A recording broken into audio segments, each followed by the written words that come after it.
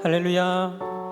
오늘도 예배의 자리 가운데 나오신 우리 성도님들을 주님의 이름으로 환영하고 축복합니다. 우리를 사랑하시는 주님께서 오늘 우리를 이 자리 가운데 불러주신 줄 믿습니다.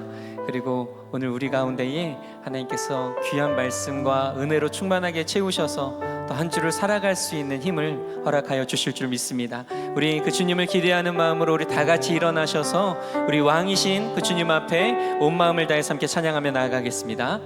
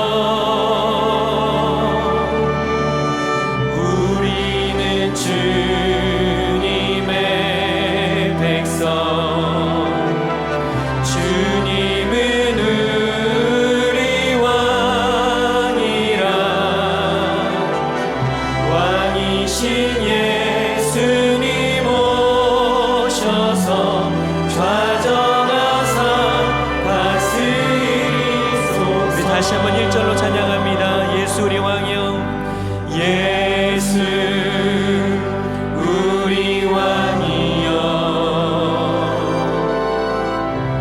이곳에 오셔서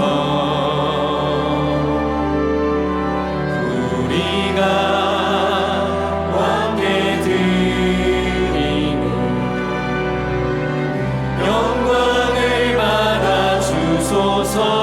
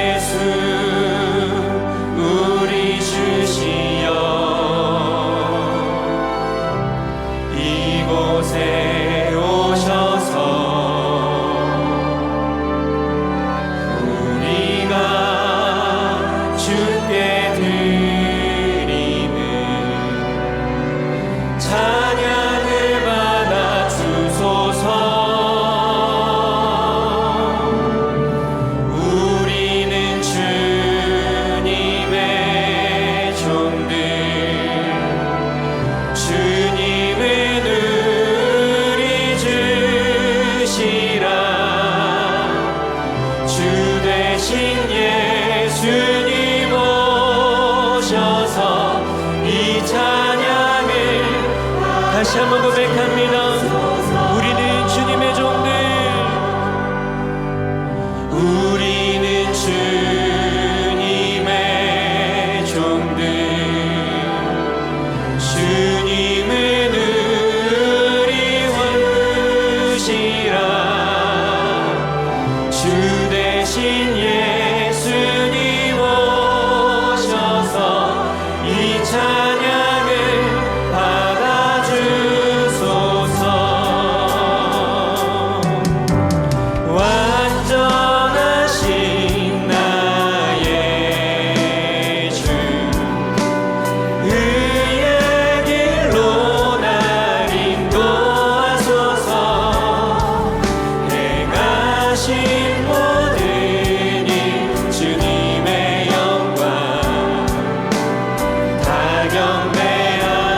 다시 한번 고백합니다. 완전하신 나의 주, 완전하신 나의 주, 의의 길로 날 인도하소서. 행하신 모든 일 주님의 영광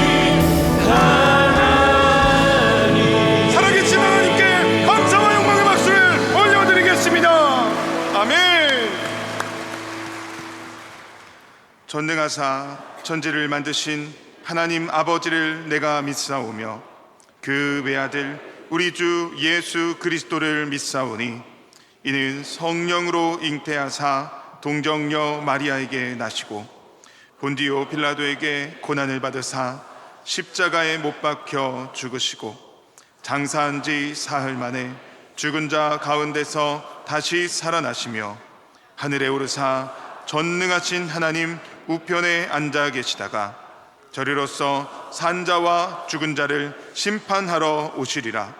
성령을 믿사오며 거룩한 공예와 성도가 서로 교통하는 것과 죄를 사하여 주시는 것과 몸이 다시 사는 것과 영원히 사는 것을 믿사옵나이다. 아멘.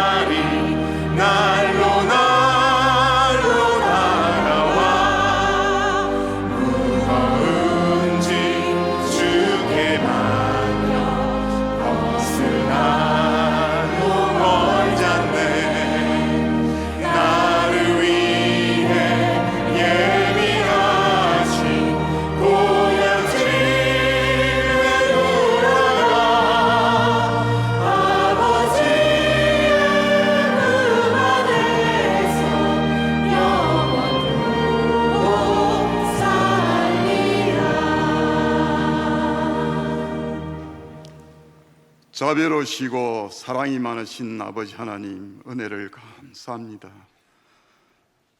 원근 각처에 흩어져 있던 우리 수영로 가족들, 이렇게 한자리에 모여서 영과 진리로 예배드릴 수 있도록 인도하신 에베네셀 아버지 하나님께 찬양과 영광과 존귀를 올려드립니다. 오늘은 특별히 학습과 세례를 받으시는 분들이 많습니다. 예수님께서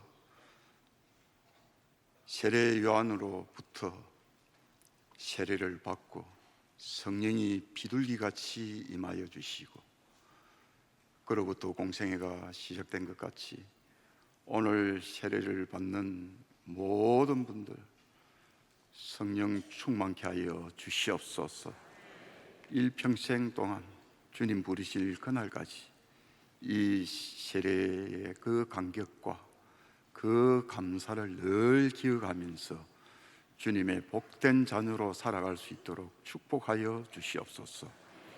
아버지 하나님, 세상은 참 전쟁이 끊임없이 일어나고 또한 지구 온난화와 아버지 정치, 경제, 사회 모든 분야들 너무나 아버지여 어려운 지경에 있습니다. 우리 사랑하는 성도들 여기에서 두려워하거나 염려하지 말게 하여 주옵시고, 우리 절대 주권을 가지신 우리 아버지 하나님 앞에 엎드려 참 구하여서 우리 자신들이 우리에게 각자에게 명하여 주신 복음 전파와 영혼 구원에 한 마음을 가지고 주님의 주신 그 사명을 가지고 늘 감사와 찬양이 흘러 넘치게 하시고 말씀과 기도로서 더욱더 거룩한 삶을 살아갈 수 있도록 성령님께서 인도하여 주시옵소서.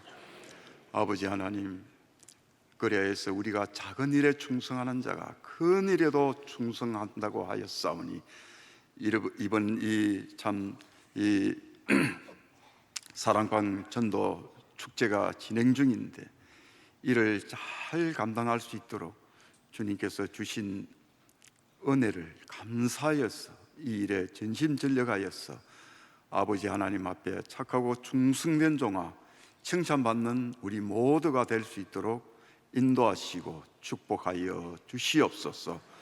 아버지 하나님, 오늘도 우리의 모든 마음이 주님께 집중되게 하시고 우리의 시선이 오직 주님께만 향하게 하시고 그리스도의 장성한 분량에 이르러서 오직 주님만 기쁘게 드리는 저희 삶이 될 수 있도록 축복하여 주옵시고 성령께서 다스려 주시고 인도하여 주시옵소서.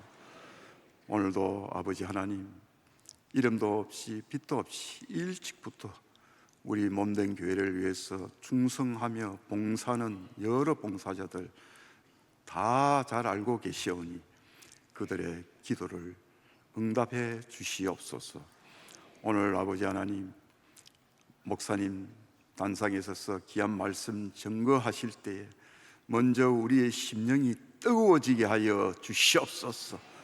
그래서 아버지, 우리 목사님의 말씀을 통해서 우리 각자 하나님의 음성을 듣게 하시고 우리가 아버지 앞에 엎드려서 날마다 말 못하며 기도하는 그 모든 아버지 기도 제목들이 말씀을 통해서 응답받고 해결되는 역사가 일어나게 주님 축복하여 주시옵소서. 주님 사랑합니다. 정성껏 준비한 호산나 성가대에 그 찬양이 우리의 신앙의 고백이 되게 하시고 주님을 더욱더 존귀 높이 드리는 귀한 찬양이 될 수 있도록 인도하여 주옵소서. 감사하며 우리 주 예수 그리스도의 이름으로 기도드리옵나이다. 아멘.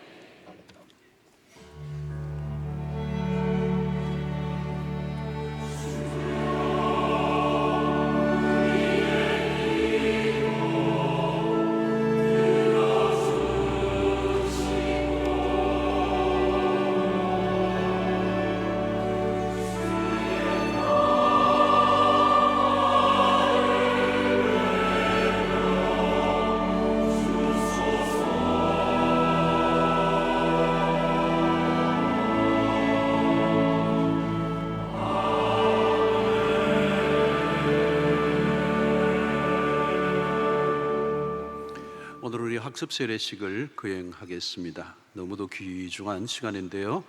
가장 먼저 우리 학습 수약식을 거행합니다. 만 14세 이상 되고 믿은 지 6개월 지나고 신앙이 준비되어서 학습 교육과 문답에 통과하신 분들입니다. 이제 오늘 3부에 학습 받으신 분들 25분인데요. 권미희 외 24분입니다. 일어나시면 좋겠습니다. 그 자리에서 권미희 외 24분입니다. 자, 하나님과 성도들 앞에서 진실한 마음으로 서약하는 시간을 갖겠는데 오른손을 들고, 여러분들이 오른손을 들고, 오른손을 들고 제가 묻는 말에 예라고 여러분들이 답해 주시기 바랍니다. 여러분은 성부, 성자, 성령 하나님께서 천지 만물을 창조하시고 주관하는 분임을 믿으십니까? 여러분은 예수님이 우리 죄를 대신하여 죽으신 구세주이심을 믿으십니까? 여러분은 성경을 하나님의 말씀으로 믿고 그 말씀대로 살기를 힘쓰시겠습니까? 여러분 주의를 거룩히 지키고 교회의 법에 순종하고 어떤 환경에서도 끝까지 주님을 믿기로 작정하십니까? 네, 손을 내리시고 제가 한번 기도하겠습니다. 하나님, 이 시간에 귀한 주의 자녀들 학습받기 위하여 하나님과 성도들 앞에 서약했습니다. 창조자 하나님, 구속주 예수님, 그리고 절대 진리의 말씀을 믿고 하나님의 공동체 안에서 살아가기를 원합니다. 6개월 후에 세례받고 하나님의 나라의 귀한 일꾼들 되게 하여 주시옵소서. 예수님 이름으로 기도하옵나이다. 아멘. 권미희의 24명은 이제 하나님을 믿기로 결심한 것을 하나님과 성도를 앞에서 서약하였으므로 오늘부터 대한예수교 장로회 수영로교회 학습교인 된 것을 내가 성부와 성자와 성령의 이름으로 공포합니다. 아멘. 박수로 여러분들 축하해 주시기 바랍니다. 네, 앉으시길 바라고요. 6개월 후에 꼭 세례를 받으시기를 바랍니다. 이제 입교식이 있는데요. 김민석 외 2명입니다. 3명인데 유아 세례 받고 성인이 되어서 이제 본인의 신앙으로 고백하고 이제 교회에 입교하는 예식입니다. 우리 김민석 외 2명입니다. 일어나시겠습니다. 자, 제가 묻는 말에 이제 예라고 오른손을 드시고 제가 묻는 말에 예라고 대답하시고, 여러분은 유아 때부터 부모님이 대신한 신앙 고백과 서약으로 세례를 받았습니다. 이제 여러분 자신의 신앙을 새롭게 고백하고 성실하게 지키기로 서약하십니까? 여러분은 하나님 앞에 스스로 죄인인 줄 알며 그 죄로 인하여 하나님의 진노와 정죄를 받아야 하나 오직 하나님의 은혜로 구원을 얻는 자임을 분명히 믿으십니까? 여러분은 예수 그리스도께서 하나님의 아들 되심과 죄인의 구주가 되심을 믿고 그분만을 의지하기로 서약하십니까? 여러분은 교인으로서의 의무와 권리를 바르게 행하고 교회 권위에 순종하고 교회 화평을 이루고 덕을 세우는 일에 힘쓸 것을 서약하십니까? 네, 손을 내리시고 제가 한번 기도하겠습니다. 하나님 아버지, 이 시간에 귀한 주의 자녀들 어린 시절 부모로부터 유아 세례를 받고 또 이제 본인의 신앙의 고백으로 이제 하나님과 교회 앞에 엄숙히 서약했습니다. 이들의 진실한 마음을 받아주시고 이제 신실한 하나님의 자녀들로 그리스도의 제자로 주님의 몸된 공동체의 일원으로 복되게 살아가는 헌신된 그리스도인들이 되도록 도와주시옵소서. 앞으로 하나님의 나라를 위해서도 귀하게 쓰임받는 일꾼들 되게 해주시기를 원하옵고 예수님의 이름으로 기도하옵나이다. 아멘. 김민석 외 2명은 이제 하나님과 온 회중 앞에 신앙을 따라 서약하였으므로 대한예수교 장로 수영로교 입교인 된 것을 성부와 성자와 성령의 이름으로 공포하노라. 아멘. 이제부터 여러분은 교회가 베푸는 성찬 예식에 참여할 수 있고 또 하나님의 나라에까지 충성하기를 바랍니다. 이제 세례식을 거행하겠는데요. 우리 세례를 행하기 전에 우리 산부의 김정은 성도님 12교구 우리 간증을 먼저 듣도록 하겠습니다. 안녕하세요. 12교회 김정은 성도입니다. 네, 박수로 한번 뜨겁게 하겠습니다. 저는 예수님을 믿기 전에 만나는 사람들에 따라서 이 말에 귀 기울였다가 저 말에 귀 기울였습니다. 제 주관이 없이 세상 속에서 방황하고 많이 흔들리며 살아갔습니다. 그리고 자격지심이 너무 심해서 별일 아닌 일도 크게 받아들이며 늘 제 자신에 대해 불안해하고 생각이 많은 피곤한 삶을 살았습니다. 결혼 전에 친구의 전도로 수영로교회에 다니다가 믿지 않는 남편을 만나 결혼하면서 5년 정도 신앙생활을 하지 못했습니다. 그렇게 결혼 생활을 하던 중 밀락동에서 해운대로 이사 오게 되었습니다. 해운대로 이사 오고 나서 결혼 전에 다녔던 수영로 교회를 지나갈 때마다 나도 언젠가는 다시 교회에 가야지라고 생각했습니다. 그러던 어느 날 아들과 함께 공원에서 놀고 있을 때 수영로 교회 다니는 집사님을 만나게 되었습니다. 저는 그 집사님의 노방전도로 인해 다시 수영로 교회에 다니게 되었습니다. 교회에 다시 나오고 매주일 담임 목사님의 설교 말씀을 들을 때마다 놀라운 일들이 있었습니다. 시댁과 남편에 대한 상처로 마음이 아프고 힘들었는데 그 주일에 담임 목사님께서 가족에 대한 사랑의 설교를 하셨습니다. 또 그 다음 주일에는 육아로 힘들어 지쳐 있었는데 담임 목사님께서 아이 양육에 대한 설교를 하셨습니다. 주일마다 제 상황에 맞는 말씀이 선포되는 것을 보고 정말 하나님께서 살아계시는구나, 하나님께서 담임 목사님을 통하여 내게 말씀을 주시는구나 라는 것을 느꼈습니다. 하나님께서 주일 말씀을 통해 아픈 제 마음을 위로해 주셨습니다. 저는 이제 살아계신 예수님을 믿습니다. 예수님께서는 저의 죄를 해결해 주신 분입니다. 예수님은 말로 표현할 수 없을 정도로 크고 위대하시고 놀라우신 분이십니다. 제가 예수님을 믿고 난 후에 가장 크게 변화된 점은 자존감이 많이 올라갔다는 겁니다. 예전에는 다른 사람이 별뜻 없이 한 말에도 혼자서 의미 부여를 하며 생각에 꼬리를 물며 스스로를 힘들게 했습니다. 그러나 예수님을 믿고 난 이후에는 상대방이 무례한 태도를 보여도 그럴 수도 있지라는 마음과 함께 저 사람도 예수님을 믿고 교회 다니면 좋을 텐데 라는 생각이 첫 번째로 듭니다. 그리고 작은 일에도 늘 감사하며 살아가게 되면서 삶의 만족도가 높아졌습니다. 어느 날부터인가 주변 사람들에게 정은아, 너 교회 다니고 나서 많이 밝아졌다 라는 소리를 많이 듣기 시작했습니다. 이전에는 몸이 건조한 삶을 살았는데 예수님을 만남으로 기쁨의 날들이 많아졌습니다.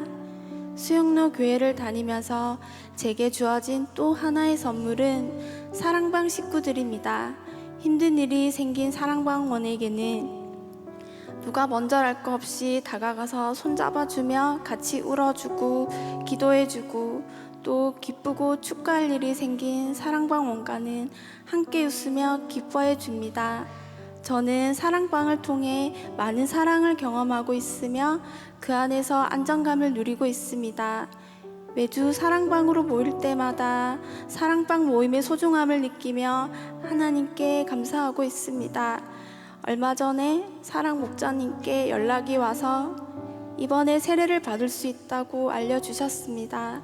나도 드디어 하나님의 자녀가 되는구나 라는 생각이 들어서 정말 기뻤습니다. 저는 오늘 하나님과 성도님들 앞에서 세례를 받습니다. 앞으로 신앙생활을 더 열심히 하면서 하나님의 말씀대로 살아가는 자녀가 되겠습니다.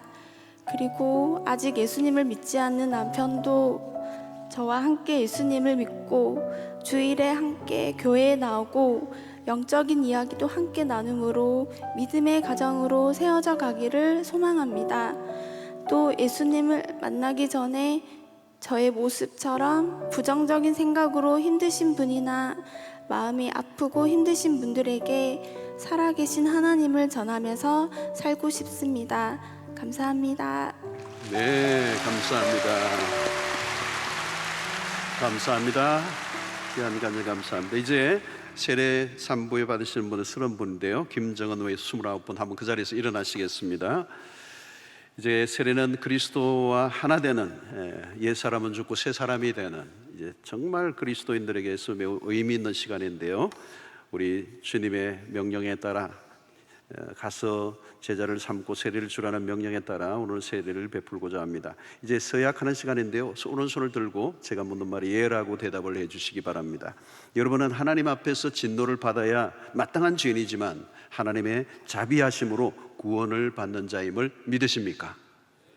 여러분은 예수께서 우리의 구원자이심을 믿고 예수만 의지하고 따르기를 서약하십니까? 여러분은 이제 성령의 도우심을 의지하고 예수의 가르침과 본을 따라 살기로 서약하십니까? 여러분은 교회 권위에 복종하고 교회의 덕을 세우며 교회의 화평을 이루는 일에 힘쓰시겠습니까? 네, 손을 내리시고 제가 한번 기도하겠습니다. 하나님 아버지, 이 시간에 귀한 주의 자녀들에게 세례를 베풀고자 합니다. 주님이 친히 찾아오셔서 이들에게 안수하여 주시옵시고 오늘 이 순간으로 인하여 우리의 삶이 완전히 달라지게 하시고 옛 사람은 죽고 새 사람이 되고 그리스도의 온전한 장성에 분량에 이르러 하나님의 사람으로 성숙해 가게 하여 주셔서 하나님의 나라에 귀하게 쓰임받는 그런 일꾼들 되게 하시고 세상 속의 빛과 소금의 역할을 감당하는 신실한 예수 제자 되게 하여 주시옵소서. 예수님의 이름으로 기도하옵나이다. 아멘. 이제 순서대로 나오시겠습니다. 여러분들 기도하는 가운데 동참을 해주시기를 바랍니다. 하나님이 존귀한 자녀된 김선자, 내가 성부와 성자와 성령의 이름으로 세례를 주노라. 아멘. 하나님이 존귀한 자녀된 김정은, 내가 성부와 성자와 성령의 이름으로 세례를 주노라. 아멘.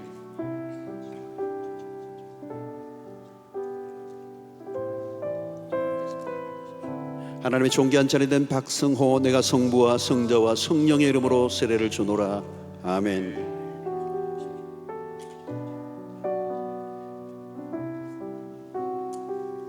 하나님의 존귀한 자리 된 최순옥 내가 성부와 성자와 성령의 이름으로 세례를 주노라. 아멘.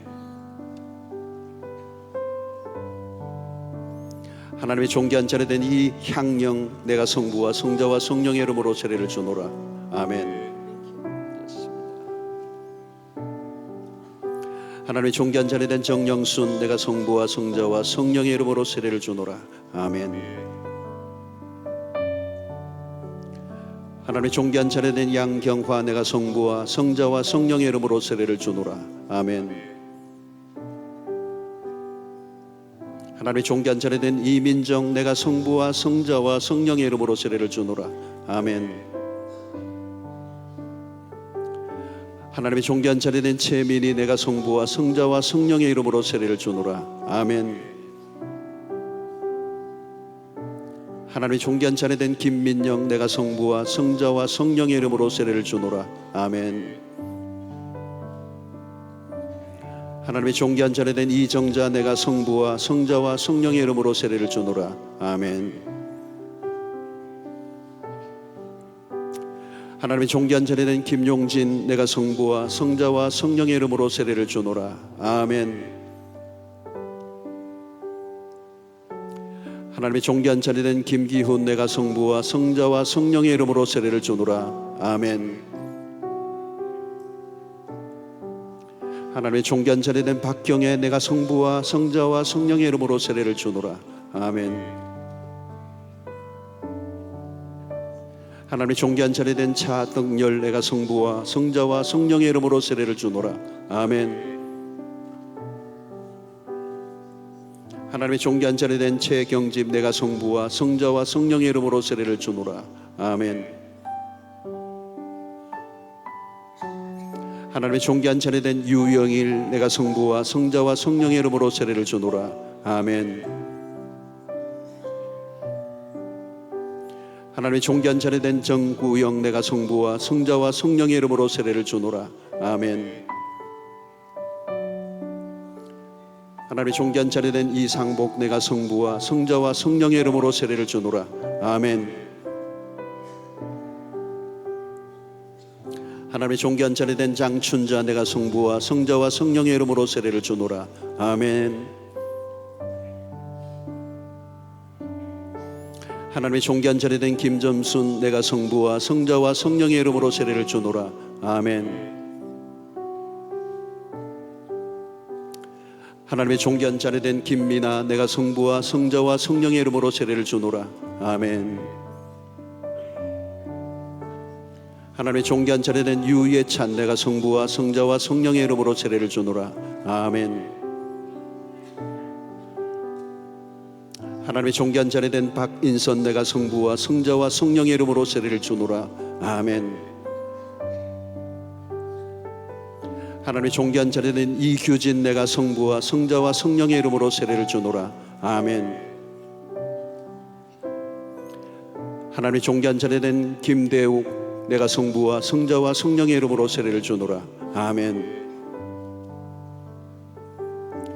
하나님의 존귀한 자리 된 김누리 내가 성부와 성자와 성령의 이름으로 세례를 주노라. 아멘.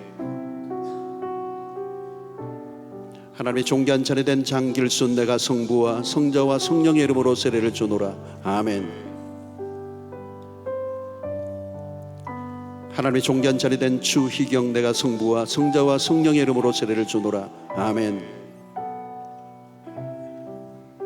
하나님의 존귀한 자리 된 강훈미 내가 성부와 성자와 성령의 이름으로 세례를 주노라.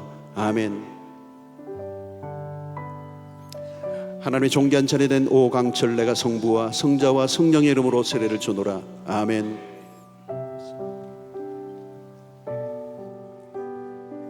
자, 우리 세례 받으신 분들 한 분만 더 일어나시겠습니다. 세례 받으신 분들 한번 일어나십시오. 제가 공포하겠습니다.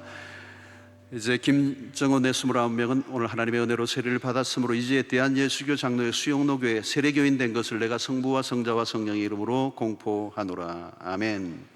자, 우리 세대에 바르신 분들 앞으로 한번 나오시면 저희들이 온 회중이 오늘 인생에 의미 있는 날, 우리 온 성도들이 여러분들을 향하여 축복하는 시간을 갖도록 하겠습니다. 앞으로 나오셔서 우리 청중을 향하여 이렇게 쭉 옆으로 서시면 되겠습니다. 옆으로 쭉 서시고, 너는 하나님의 사람,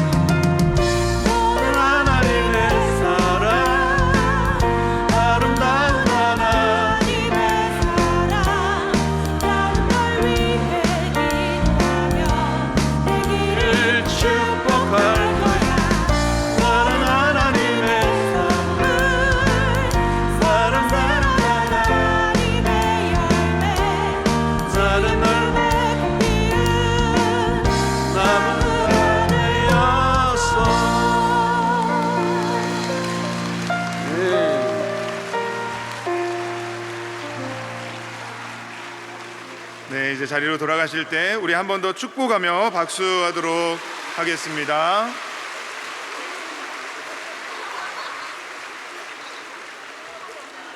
네. 자, 오늘 하나님 우리에게 주시는 하나님 말씀은 에베소서 6장 4절 말씀입니다. 우리 들어가시는 동안 가져오신 성경을 펴서 함께 보겠습니다. 에베소서 6장 4절 말씀, 신약성경 316면에 있습니다. 에베소서 6장 4절 말씀을 제가 봉독하겠습니다. 또 아비들아, 너희 자녀를 노엽게 하지 말고 오직 주의 교훈과 훈계로 양육하라. 아멘.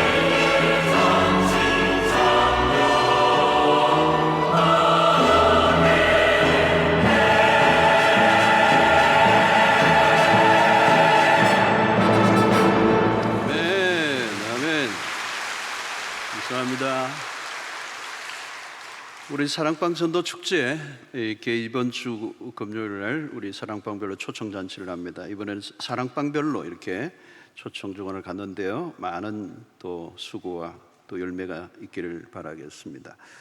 피로 회복 헌혈 캠페인 우리 29일부터 11월 5일까지 피를 좀 이렇게 헌혈하는 시간을 갖습니다. 많이들 동참을 해주시기를 바랍니다. 우리 3부에 새로 오신 가족들을 소개하겠습니다. 한번 잠시만 일어나시면 저희들이 환영하겠습니다. 네, 오늘 3부에 처음 오신 분들 한 번만 일어나시면 네, 오늘 또 많은 분들이 오늘 우리 교회 오셨습니다. 여러분들 잘 오셨습니다. 여러분들 축복하고 사랑합니다. 박수로 뜨겁게 환영하겠습니다. 환영합니다. 감사합니다. 네, 앉아주시기 바랍니다. 우리 앞뒤자로 인사 나누겠습니다. 오늘 또 주 안에서 행복한 하루 되십시오. 오늘 또 주 안에서.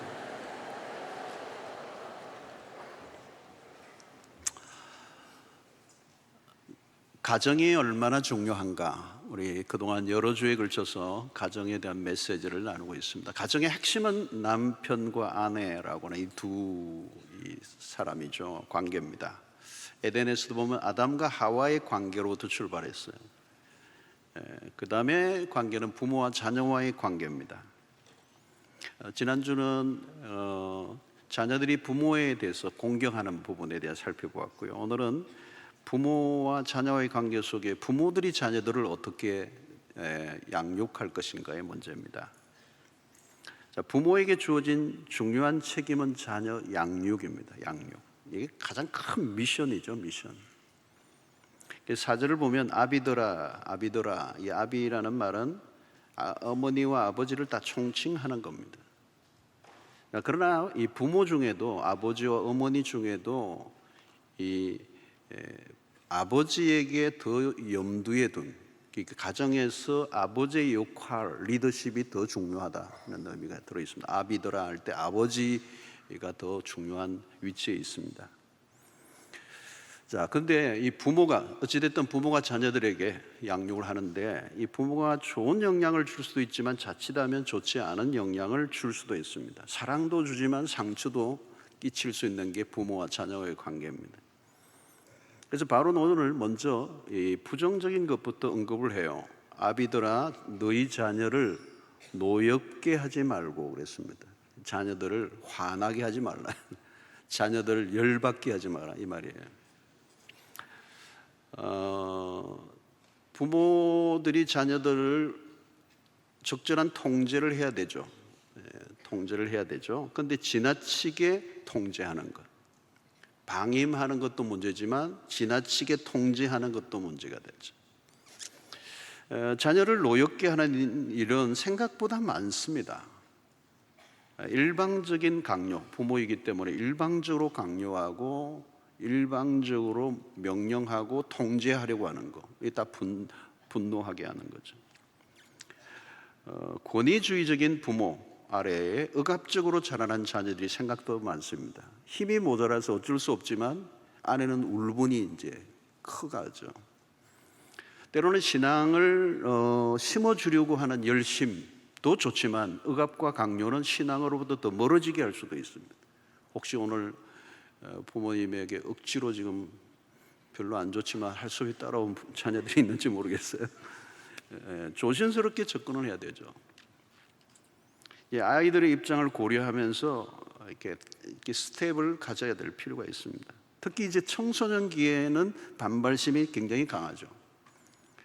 너무 강하게 나가면 부모가 아이들도 강하게 나오게 되고 그러면 결국은 이제 전쟁이 벌어지는 겁니다. 이스라엘과 지금 이 가자 지구에 있는 팔레스타인의 전쟁만 아니고 가정에서도 매일 전쟁이 벌어집니다. 아이의 인격을 무시하고 일방적으로 조종하려고 하면 안 된다는 거죠. 또 어떻게 언제 노여워합니까? 아이들의 잘못에 비해서 너무 지나친 처벌도 분노하게 합니다. 또 아이들에게 훈계를 하지만 설득이 안 된 상태에서의 징계도 마찬가지입니다. 아이는 왜 혼이 나는지 모르고 있는 거예요. 충분히 납득할 만한 설명을 해주지 않는 일방적인 훈육이 노여워하게 하는 거죠. 또 부모의 감정에 따라 아이들을 다루면 안 됩니다. 특히 부부싸움 후에 분풀이를 아이들에게 하는 거, 노엽게 하는 일이죠. 또 분명히 부모가 잘못했음에도 불구하고 용서를 구하지 않을 때 자녀들이 분노합니다. 또 인격적인 모멸감을 줄 때 노여워합니다. 부모가 가진 힘으로 일방적으로 몰아가기보다 이해시키고 설득하는 과정이 필요한데 그게 없으면 결국은 아이들이 힘들어지는 거죠. 어느 주일날 아침에 느닷없이 난 교회 오늘 안 갈 거야. 무슨 말이죠, 여러분? 내가 교회를 안 나가겠다는 말이기보다는 이제 내가 내 행동에 대해서 내가 결정할 거야. 이런 의사 표현인 거죠. 그때 잘 이제 해야 되는 것입니다. 시키는 대로 해. 말이 많아. 그러면 이제 아이들이 이제 노여워한. 그래서 청소년기가 되면 무조건 끌고 가기보다 바른 결정을 그 아이가 스스로 하도록 부모가 옆에서 도와주는 역할을 이제 해 가야 되는, 부모의 역할이 계속 바뀌게 되는 거죠. 자, 중요한 것은 뭡니까? 오늘 여기 자녀를 노여워하게 하지 말라는 이 말의 핵심은 뭐냐면 자녀를 리스펙트, 존중히 여기라는 것입니다. 아무리 어려도 함부로 대하지 말라는 거예요. 애들을 뭐 이렇게 애라고 보면 안 돼요. 완전한 하나의 인격으로 봐야 되는 거예요. 아이는 반쪽 인간이 아닙니다. 완전한 인격을 가지고 있는 존재입니다. 그래서 부모의 말 한마디가 아이의 일생에 영향을 줄 수 있습니다. 특히 아버지의 행동과 말은 어머니보다 더 강력한 영향을 줍니다. 신기한 것은 권위는 아버지로부터 흘러가요. 엄마가 혼을 내는 것과 아빠가 혼을 내는 것은 다릅니다. 아이들이 엄마의 말에는 별로 상처를 안 받아요. 그런데 아빠의 한마디는 굉장히 미사일급이 되는 거죠. 그래서 우리는 아무리 어려도 인격적인 존재로 되어야 합니다. 아이들의 마음은 너무도 부드럽고 약합니다. 굉장히 센시티브합니다. 상처를 받기가 쉽습니다. 그래서 말 한마디 한마디를 조심스럽게 해야 됩니다. 자, 여러분, 그리고 우리 아이들에게 일방적으로 가르치려고 하기보다 아이들의 입장에서 충분히 공감해 주는 거, 이게 매우 중요하죠. 자, 요즘 아이들이 음악을 들으며 공부를 해요. 야, 음악을 들으면서 무슨 공부를 하냐? 근데 아이들은 요즘 음악을 들어야 공부가 돼요. 물론 음악을 들으면 집중력이 떨어지는 건 사실이에요. 그러나 음악을 들으며 공부하는 것이 습관이 되어 있는 겁니다. 그래서 공부하지 않는 것보다 음악을 들으며 공부하는 편이 낫죠. 부모의 편에서는 이해가 안 되는 일들이 많지만 공감해 주는 것, 이게 성육신적 교육 방식이죠. 훈육을 할 때 부모의 감정이 들어가면 안 돼요. 굉장히 이성적이어야 됩니다. 그런데 체벌을 하더라도 합리적인 근거를 가지고 이성적으로 차분하게 접근해야 됩니다. 그런데 화가 나면 말과 행동이 거칠어질 수 있습니다. 그래서 노엽게 만들고 그 노여움이 쌓여가면 이제 폭발을 하는 거죠. 자, 부모가 자녀들을 노엽게 하는 것은 교육적으로 좋지 않죠. 좋은 영향보다 좋지 않은 영향을 더 많이 끼칠 수가 있습니다.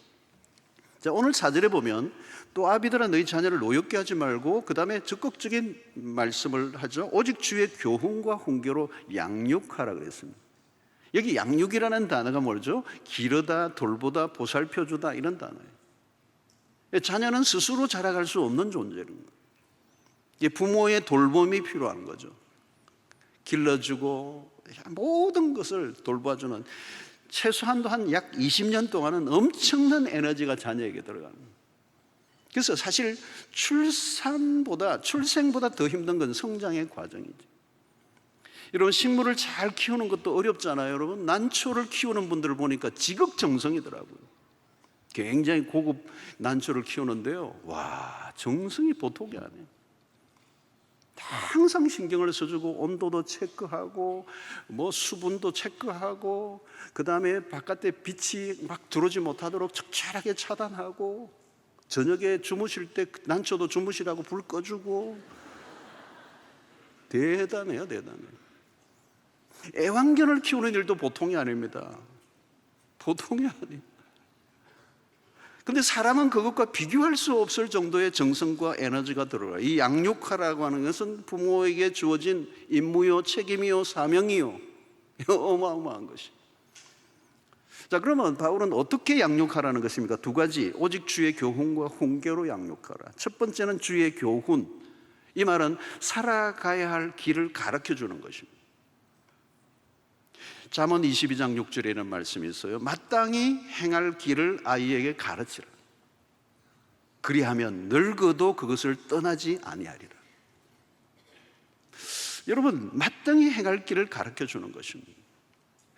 자, 신명기 6장 4절로 9절의 말씀이 쉐마라고 그래요. 들어라 라는데 이스라엘 사람들이 가장 핵심적으로 아이들에게 가르치는 유아 교육 방식에서 이 쉐마가 있습니다. 6장 4절로 9절에 뭐 이스라엘에 들으라 우리 하나님 여호와는 오직 유일한 여호와시니 너는 마음을 다하고 뜻을 다하고 힘을 다하여 내 하나님 여호와를 사랑하라. 오늘 내가 내게 명하는 이 말씀을 너는 마음에 새기고 내 자녀에게 부지런히 가르치며 집에 앉았을 때든지 길을 갈 때든지 누워 있을 때든지 일어날 때든지 이 말씀을 강론할 것이며 너는 또 그것을 내 손목에 메어 기호를 삼으며 내 미간에 붙여 표를 삼고 또 내 집 문설주와 바깥문에 기록할지니라. 그래서 여러분, 이것이 이 가정에서의 신앙 교육의 핵심을 의미하는 겁니다. 하나님을 의지하고 살도록, 그죠? 또 선악을 분별할 수 있는 눈을 가지도록 옳고 그름의 기준을 알려주는 것입니다. 자, 오늘 우리는 너무 자유분방한 시대를 살고 있습니다. 규율이 너무 엄격해도 문제가 있지만 너무 규율이 없는 사회가 되어버렸어요. 그러니까 아이들이 간섭을 싫어하고 부모도 간섭하려고 하지 않는, 그래서 해야 할 것과 하지 않을 것을 분명히 알려주지 않으면 이것에 주어지는 후유증은 굉장히 크겠죠. 자, 여기 교훈 중에 교훈은 뭘까요? 성경입니다. 성경이 살아갈 절대적 기준이 되도록 하는 일은 부모의 역할이라는 것입니다. 이것은 학교 교육만으로 끝이 나지 않죠. 지식만으로는 온전한 인생을 살 수 없기 때문에 진리를 알지 못한 지식은 반쪽짜리가 될 수밖에 없습니다. 그러므로 부모는 자신의 이론과 경험보다 하나님의 말씀을 가르쳐 줌으로 교훈을 주는 것. 자, 이것이 첫 번째 바울 사도가 얘기한 거예요. 두 번째는 훈계입니다. 자, 자녀들은 미숙해요. 어려도 재성을 가지고 있습니다. 가르침을 받은 대로 살지 못합니다. 당연히 실수하겠죠. 그때 뭘 해야 돼요? 훈계를 하라는 거예요. 훈계. 자, 이 훈계는 책망과 징계를 포함하는 것입니다. 그리고 이 훈계는 교정의 의미가 있어요. 부모는 자녀들을 끊임없이 삶을 교정해 주어야 된다는 거예요. 때로는 매를 대기도 해야 된다. 자, 잠언 13장 24절에 보면 이런 말씀이 있어요. 매를 아끼는 자는 그의 자식을 미워함이라. 자식을 사랑하는 자는 근실히 징계하느니라. 사랑한다면 매를 대라는 거, 이게 성경적 입장이에요. 물론 이것은 이제 잠언서에서 또 나옵니다. 다른 구절은 나오는데 여기에 이 나오는 자식은 사춘기, 원어적으로 좀 들어가면 사춘기 이전의 아이들입니다. 사춘기 되어서 매를 들면 안 돼요. 역효과가 나요. 사춘기 이전에. 자, 체벌을 하더라도 체벌은 짧고 효과적으로 해야 된다는 거예요. 자, 오늘날 징계가 희귀해졌습니다. 그런데 이 훈계, 징계는 자녀의 나이 그리고 성숙도에 따라 조절되어야 돼요. 여기 교정에서 중요한 것은 행동보다 마음의 태도입니다. 마음이 삐뚤어져 있으니까 행동이 반복되는 거죠. 그래서 책망에서 중요한 것은 그것을 돌이키게 하는 것입니다. 자, 자칫하면 징계가 역효과를 낼 수가 있는데 교훈은 가야 할 길을 가르쳐 주는 것이고 훈계는 가야 할 길을 가지 않았을 때 다시 방향을 잡아주는 일이 훈계입니다. 그 길로 가면 안 돼라고 하는 사인을 줘야 되는 거죠. 때로는 좋은 혹은 따뜻한 책망을 해야 합니다. 특히 아버지의 훈계가 중요하다. 그런데 오늘날 가정에서 아버지의 역할이 좀 모호해진 부분이 많아요. 아버지가 그 역할을 해야 되는데 엄마가 그 역할을 해요. 왜? 아버지는 잘 아이들과 만날 시간이 없어요. 어떤 때는 퇴근하면 애들이 다 자. 가끔 주말에 만나면 뭐 용돈도 주고 먹을 거 사주니까 아빠는 인기가 올라가고 엄마는 악역을 감당하고. 여러분, 여기에서 아빠는 이 훈계에 굉장히 중요한 위치에 역할을 해야 된다는 거죠. 자, 훈계를 할 때는 따끔한 징계를 해야 되지만 끝은 언제나 사랑해야 합니다. 혼내는 게 목표가 아니고 잘하는 게 목표죠. 그래서 격려로 맞춰야 된다. 자, 교양과 훈계를 하려면 부모가 기준을 가지고 있어야 합니다. 부모가 바로 알아야 되죠. 저는 최근에 가정에 대한 메시지를 계속 다루다 보니 아마 여러분 어떤 분들은 상황에 따라 다른 어떤 이해를 가지고 좀 더 의문이 생긴 부분들도 있을 거예요. 자, 그렇다면 여러분 어떻게 되죠? 저는 아주 심플한 기본적인 원리만 여러분들에게 말씀을 드렸어요. 자, 이 디테일한 것은 어디에서 우리가 커버를 해야 되느냐? 우리 교회 안에 가정에 관련된 다양하고 좋은 프로그램들이 많아요. 가정행복학교가 있고요, 젊은 부부 학교가 있고요, 결혼 예비 학교가 있고요, 또 자녀들을 위한 말씀 기도라고 하는 MIP가 있고요. 너무 많아요. 부모가 이런 프로그램 안에 들어가셔서 알고 가르치고 교훈하고 훈계하는 것이 굉장히 필요한 것이죠. 자, 그러면 훈계와 교양의 최종적인 목표는 뭐냐? 하나님의 백성이 되도록 이끄는 것입니다. 세상 부모와 다른 점이죠. 부모는 영적 리더십을 발휘해야 합니다. 세상 속에서 모범적인 시민으로 자라가게 할 뿐만 아니라 하나님의 자녀로 하나님의 나라에 기여하는 백성으로 자라가게 할 사명이 그리스도인 부부들에게 있는 것입니다. 자, 영적인 부모 역할을 놓칠 수 없는 인문데 여기서 가장 중요한 것은 뭘까요? 신앙의 계승입니다. 자, 그동안 한국교회는 교회 안에서의 제자 훈련을 열심히 한 편이에요. 그러나 가정 안에서의 자녀들에 대한 제자 훈련이 너무 턱없이 부족했습니다.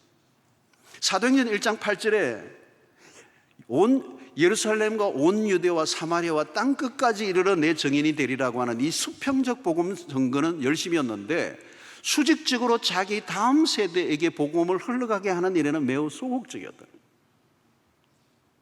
멀리 가서 복음을 전하는 것은 열심이었는데 가까이 있는 자녀들에게 복음을 전하는 이 일이 매우 취약했다는 말이에요. 그러니까 한국교회는 세계 복음화는 모든 교회가 다 외쳐요. 그런데 가정 복음화를 놓친 거예요. 다음 세대를 잃어버렸어요. 여러분, 지금 한국의 청소년 복음화율이 3%예요. 3%. 이게 여러분 20년, 30년 되면 한국교회가 어떻게 되겠어요? 해외 선교 불가능해요. 우리가 없는데 어떻게 해외 선교를 하겠어요? 부모들이 교회에서 봉사하는 일을 열심히 했지만 자녀들과 함께하는 신앙적 경험과 공간은 부재했다는 거예요. 교회 봉사해야죠. 그러나 그것만으로 끝나서 되지는 않는다니. 가까이 있는 자녀들에게 교회 봉사 이상으로 신앙을 가르치고 보여주는 일을 힘써야 한다는 거예요. 자녀들 앞에서 부끄럽지 않은 신앙인이 되는 겁니다. 가장 심각한 것은 한국교회에 심각한 것은 신앙교육보다 학교 입시 이 교육이 더 우선된 거예요. 그러니까 학교 교육에 밀려 신앙교육은 뒷전으로 밀려나고 맙니다. 고3이 되면 일단은 후퇴. 일단 대학 가고 보자라는 거죠. 근데 대학 가고 난 다음에는 nobody know. 그 미래는 아무도 알 수 없어요. 부모의 입에서 하나님보다 공부를 더 강조한 것이죠. 하나님보다 돈과 성공이 더 중요하다고 직접적으로 말은 하지 않았지만 행동으로 보인 거예요. 왜 그렇게 된 것입니까? 결국은 자녀가 우상이 된 것이죠. 자녀에게 하나님 절대 신앙을 심는 일이 실패한 것입니다. 부모들은 자녀들에게 무엇을 물려줄 것인가를 고민합니다. 무엇을 물려주죠? 물려줄 것이 많죠. 그러나 가장 위대한 유산은 영적인 유산입니다. 내가 믿어온 하나님을 우리 자녀들도 믿게 하는 것보다 더 나은 일이 있겠습니까? 믿음의 대를 잇는 것보다 더 좋은 게 있겠습니까? 부모님을 통하여 자녀들이 예수를 알게 되고 예배의 귀중함을 배우고 기도의 중요성을 깨닫는다면 그건 최상입니다. 여러분, 우리의 자녀들이 앞으로 살아가는 날들 동안에 시련과 위기가 오지 않는다고 아무도 보장 못합니다. 오늘날 시대는 우리는 예측 불허의 시대를 살고 있습니다. 정말 지구촌 전체가 하루도 무슨 날이 일어날지 우리는 예측할 수 없는, 그래서 우리는 오늘 이 시대를 초예측 불허의 시대라고 얘기합니다. 우리 인생을 살아가는데 숱한 날들 동안에 고난과 시련이 닥쳐올 때 우리의 자녀들이 그 위기 속에서 어떻게 그 위기를 극복했는가를 누구를 통하여 배우는 것입니까? 부모를 통해서. 내 부모님들은 그 시련과 고난이 왔을 때 하나님 앞에 눈물로 엎드리고 그 고난의 파도를 통과하는 그 모습을 보았던 자녀들은 자신의 삶의 인생의 고난이 찾아올 때 하나님 앞으로 나아갈 거라고요. 그게 신앙의 유산입니다. 시편 37편 25절 26절에 내가 어려서부터 늙기까지 의인이 버림을 당하거나 그의 자손이 걸식함을 보지 못하였도다. 그는 종일토록 은혜를 베풀고 꾸어주니 그의 자손이 복을 받는도다.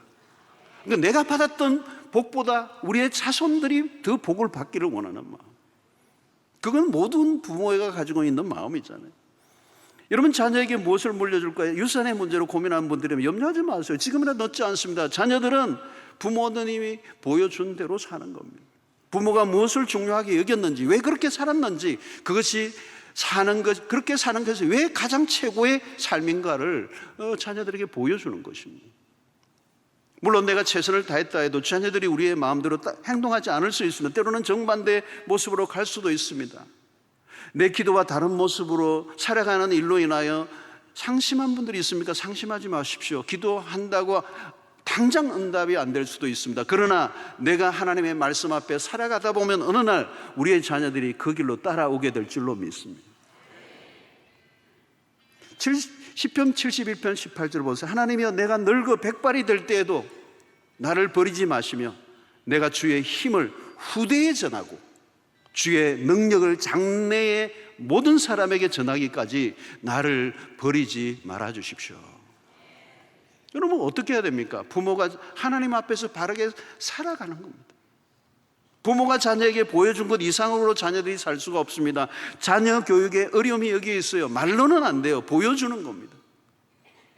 자녀들은 보고 있습니다. 안 보는 것 같아도 부모의 일거수일투족을 다 보고 있습니다. 우리 부모가 진짜 신자인가 아닌가를 자녀들은 알아요. 그건 속일 수가 없어요. 우리 부모님이 진짜 그냥 썬데이 크리스찬인지 진짜 하나님을 절대 가치로 믿고 사는지 자녀들은 알아요. 아이들은 부모를 카피하는 겁니다. 원본은 부모이고 자녀들은 부모의 복사판입니다. 신기할 정도로 닮아갑니다. 얘가 왜 이래? 얘가 왜 이래요? 내가 우리 애인데.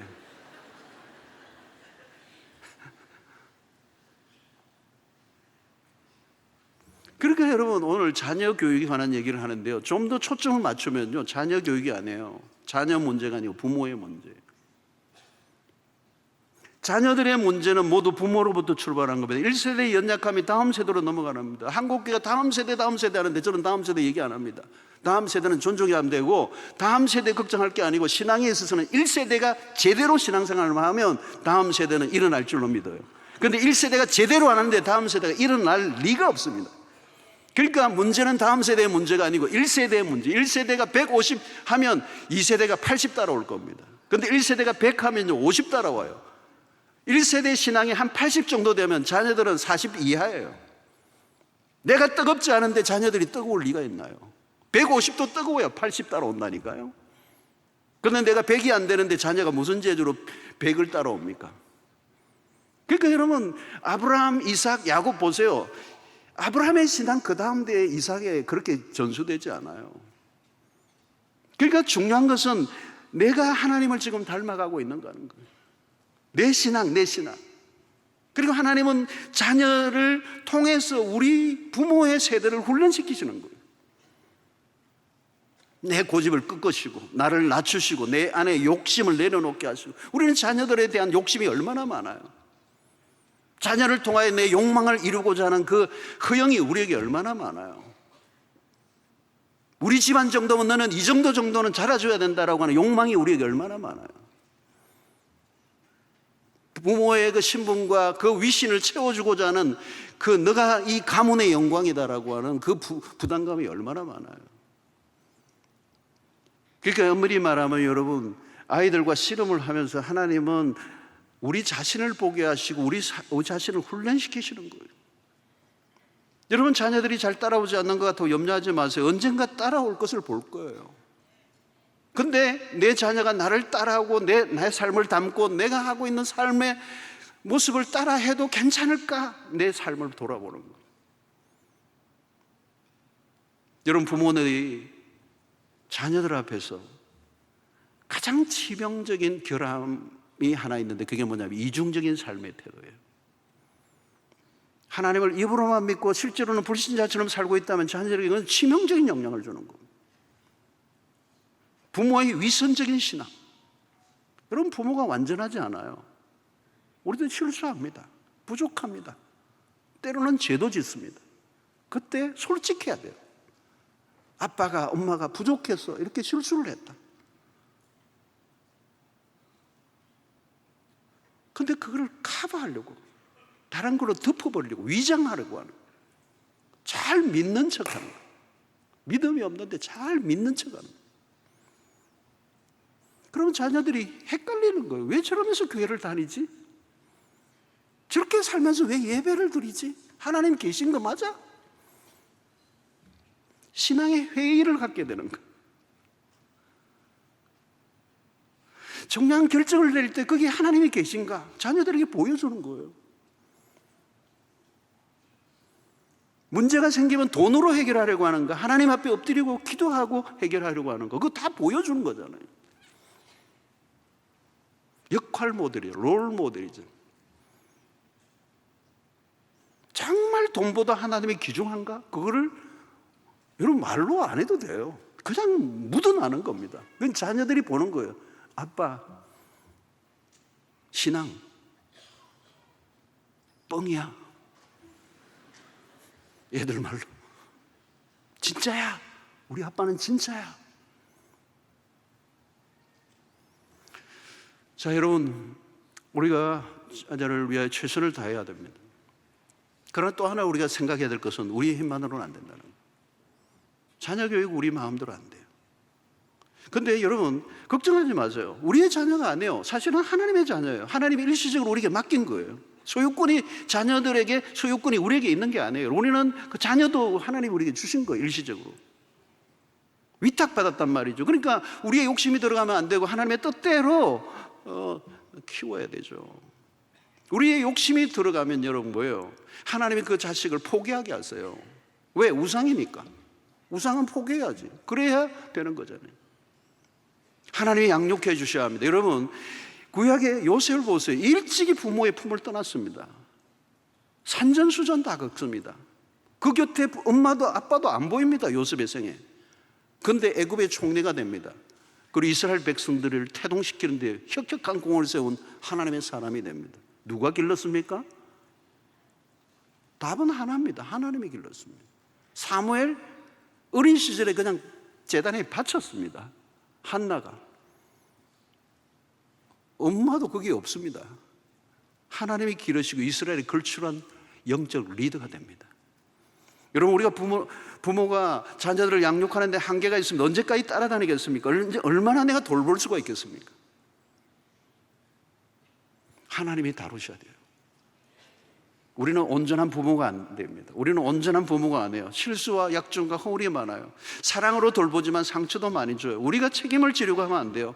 여러분, 자녀들로 인하여 스트레스 받고 병이 든 부모들이 굉장히 오늘 많아요. 하나님께 맡기세요. 맡기지 않으면요, 나도 힘들고 자녀들도 힘들어요. 사춘기만 되어도 여러분 닦아가려고 하면 다 도망가요. 최근에 제가 알고 있는 교수님, 이 뭐 신학교 교수님이고 목사님이고 하는데, 아이가 사춘기인데 뭐 이게 감당이 안 되는 거예요. 가까이 가려면 막 그냥 막 욕을 하고 막 아빠한테 욕을 하는 거예요. 이 사춘기 아들이.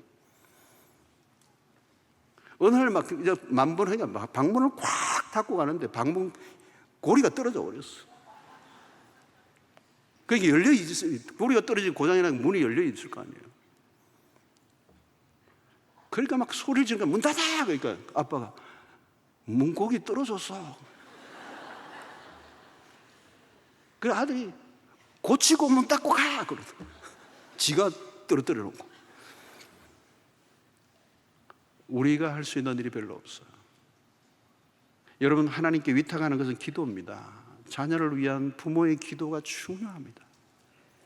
하나님의 통치를 의지하고 맡겨야 돼요. 기도하는 부모가 있는 한 자녀는 망하지 않는다.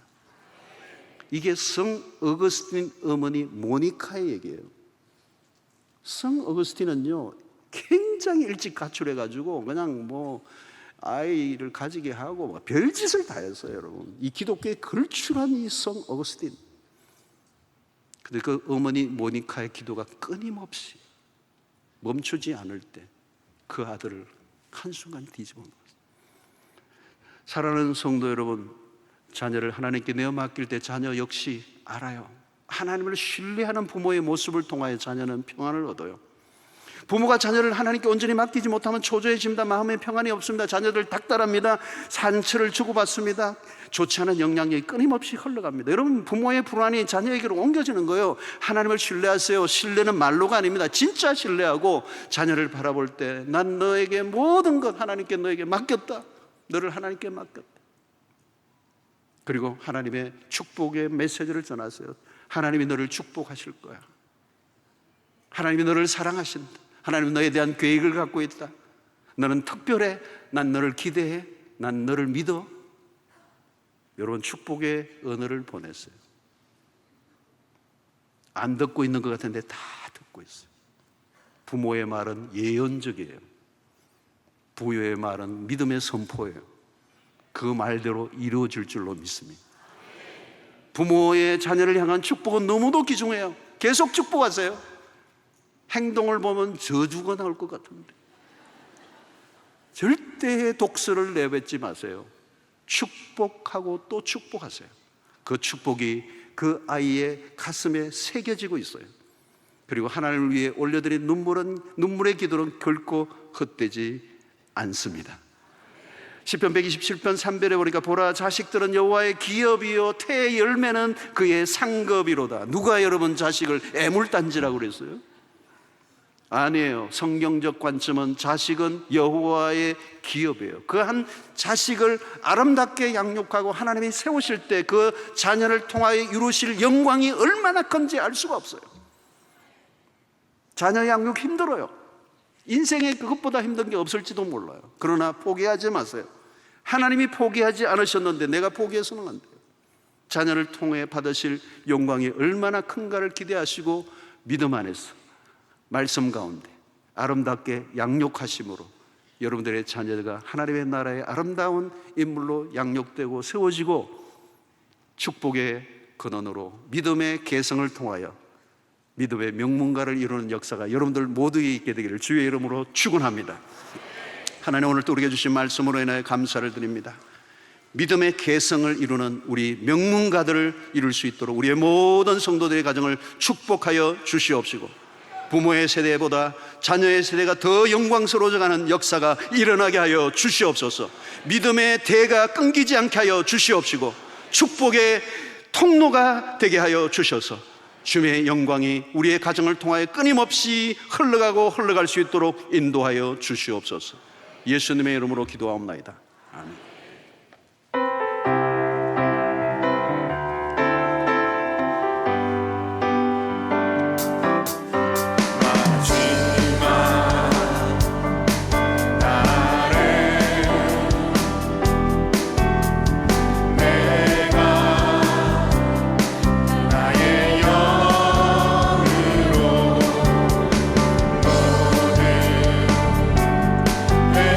백성에게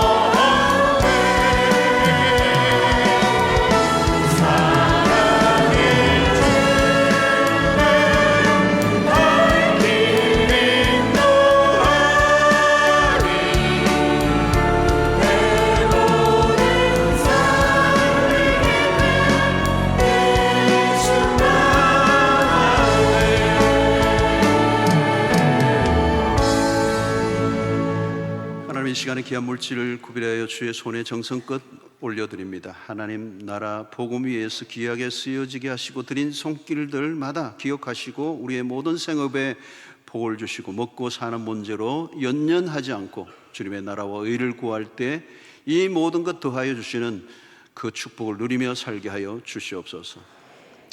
하나님이 우리의 삶의 현장 가운데 찾아오시고 구체적으로 역사하여 주셔서 위기의 순간 벼랑 끝에서도 날아오르는 믿음으로 비상하는 그런 삶을 살아가는 주의 백성들 되게 하여 주시옵소서.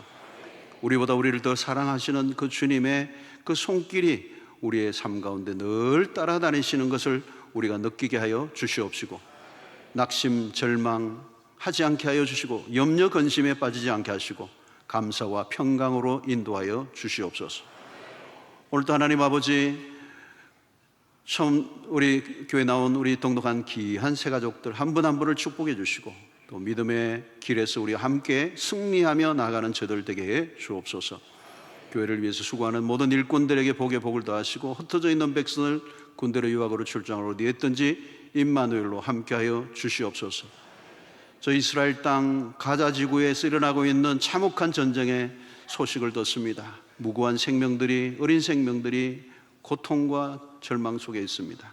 전쟁이 끝이 나게 하시고 화해와 타협의 역사가 일어나게 하여 주셔서 그 땅에 평화의 소식이 들려지게 하여 주시옵소서. 예수님의 이름으로 기도하옵나이다. 이제는 우리 주 예수 그리스도의 놀라우신 은혜와 하나님의 크신 사랑과 성령의 교통하심이 우리의 믿음을 돌아보고 우리의 자녀들과 함께 믿음의 명문가를 이루며 믿음의 계승을 이루어 우리보다 더 나은 하나님을 섬기는 자녀들이 우리가 꿈꾸지 못했던, 우리가 상상하지 못했던 놀라운 축복과 그 은혜를 누리는 그날을 보기로 결단하고 믿음의 선한 모범을 보이기로 결단하는 주의 백성들 머리 위에 지금부터 영원토록 함께 있을지어다. 아멘.